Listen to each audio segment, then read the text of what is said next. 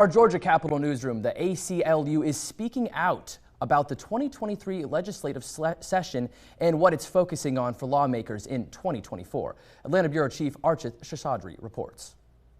The American Civil Liberties Union Georgia chapter is a nonpartisan policy group. We started talking about how there wouldn't be heartburn bills, but we did see that with several bills specifically regarding reproductive justice and gender issues. The group typically focuses on voter access, criminal justice reform, and constitutional amendment threats, things like reproductive rules and LGBT issues.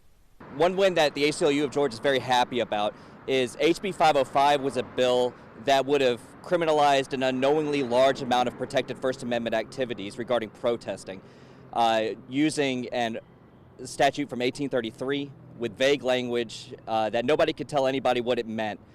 We were able to point that out to legislators and get that bill stopped.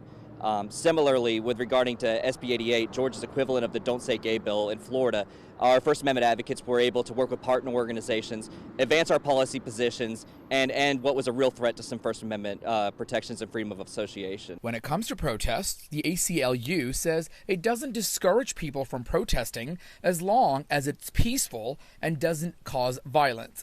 But they say protests are important because they help evoke change, especially with the recent passage of Georgia's hate crime bill. Protesting activity does have an effect on Georgia law. People are listening.